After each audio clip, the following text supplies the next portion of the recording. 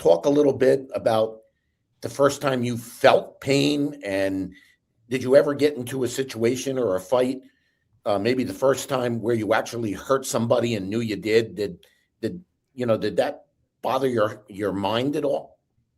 Uh, no. Well, my first, I'll give you my first fight in my first ever um sanction. Like we'll say, it was actually an unsanctioned fight. My first MMA fight, not a street fight. My first MMA fight.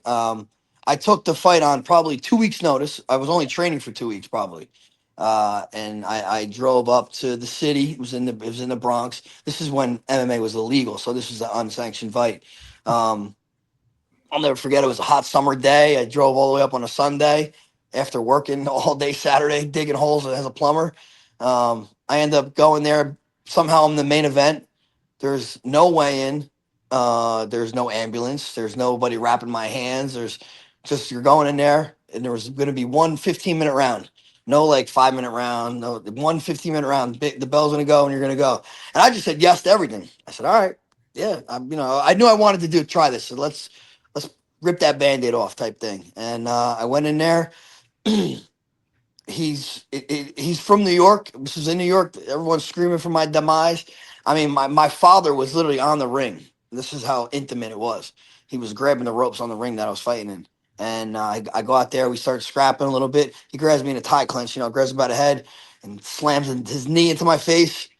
And that definitely felt some pain there. I shook it off and was like, I can't go out this way, And I ended up running after him, scrapping a little bit, wrestling a little bit. I actually headbutt him because there was no rules at all. So I headbutt him in that fight, and I ended up TKOing him in about 2 minutes and 30 seconds.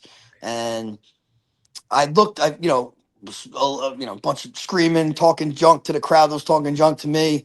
I remember leaving. We stopped at Newark. This was in the Bronx. So we stopped at Newark to go get something to eat with family and friends. And I looked like this. I looked like I really didn't get into a fight, but my nose was a little bloody. So I went to go blow my nose, and apparently I broke my orbital bone, which opens up a sinus passage. And then my whole eye just blew up with air and had air in between my skin and my scalp. And that was in the bathroom. I'm with Steve Herrera at the time. He's like, "Holy shit, dude! My God!" We're trying to push the air out of my eyeball. And then I walk out to the table. I see my wife, my mother. They're like, "What happened to you?"